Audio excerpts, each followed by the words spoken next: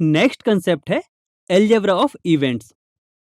इस वीडियो में हम इवेंट्स पर होने वाले अलजेब्रिक ऑपरेशंस के बारे में सीखने वाले हैं। इवेंट्स पर होने वाले अलजेब्रिक ऑपरेशंस को हम इन 4 पार्ट्स में डिवाइड कर सकते हैं, जिन्हें हम इस वीडियो में वन बाय वन डिस्कस करने वाले हैं। First is complementary event. प्रत्येक एलिमेंट ए के लिए एक another event A dash exist करता है, जिसे इवेंट ए का कॉम्प्लीमेंट्री इवेंट कहते हैं। यह सेट्स में दिए गए सेट का कॉम्प्लीमेंट्री सेट फाइंड करने के समान ही है। इसे नॉट ए इवेंट भी कहते हैं। फॉर एग्जाम्पल, जब हम एक डाई को थ्रो करते हैं तो इसका सैंपल स्पेस हमें यह मिलता है।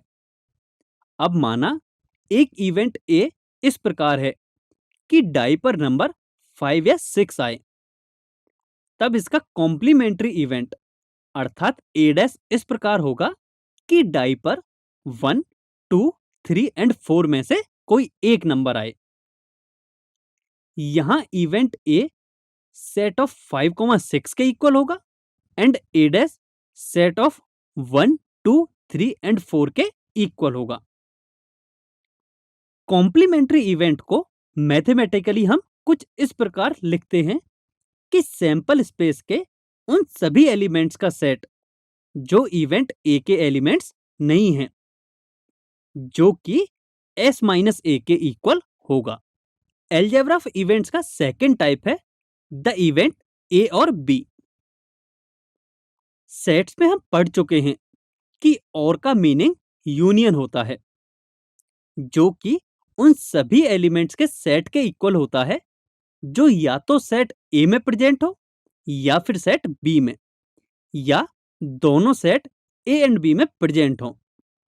सो यहां से हम कह सकते हैं कि इवेंट ए और बी ए यूनियन बी के इक्वल होगा, जो कि इस प्रकार होगा कि उन सभी सैंपल पॉइंट्स का सेट जो या तो इवेंट ए में हो या फिर इवेंट बी में या फिर दोनों में हो। अलजेब्रा ऑफ इवेंट का थर्ड टाइप है the event A and B.